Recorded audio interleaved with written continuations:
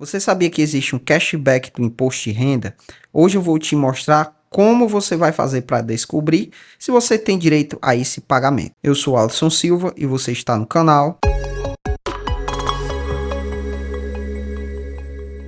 Hoje, no dia 8 de julho, a Receita Federal abriu a consulta ao lote especial de restituição automática do imposto de renda para a pessoa física, o IRPF, conhecido popularmente como cashback do imposto de renda. A iniciativa beneficia pessoas que não eram obrigadas a entregar a declaração em 2025, mas tiveram imposto retido na fonte durante 2024 e possuem valores a receber. Lembrando a vocês que isso não altera o calendário tradicional da restituição do IRPF 2026, tá bom? Para você receber esse cashback, você precisa cumprir todos os critérios, que são os seguintes: não ser obrigado a entregar a declaração do IRPF referente ao exercício de 2025, não ter enviado a declaração por conta própria anteriormente, ter tido imposto de renda retido na fonte durante 2024, ter até R$ 1.000 em valores a receber, estar com o CPF regularizado e ter uma chave Pix cadastrada com o próprio CPF até o fim de junho de 2026. E agora eu vou mostrar para vocês como vocês vão fazer essa consulta, tá?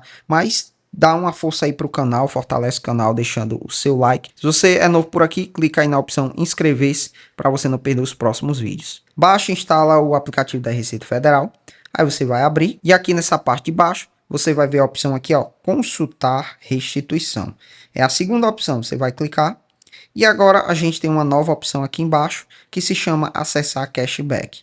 Clica aí nessa opção e aqui você vai digitar o número do seu CPF e a sua data de nascimento. Após isso, você clica em consultar.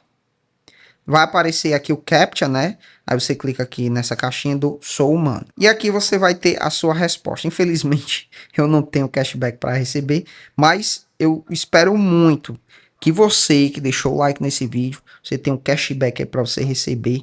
Um cashback bem gordo, sabe? Que vai ajudar você a pagar uma conta ou comprar uma coisa que você queria. Se ainda restou alguma dúvida nesse vídeo, usa aí o campo de comentários para fazer sua pergunta. Agradeço a audiência de sempre. Fiquem todos com Deus. Um abraço e até a próxima.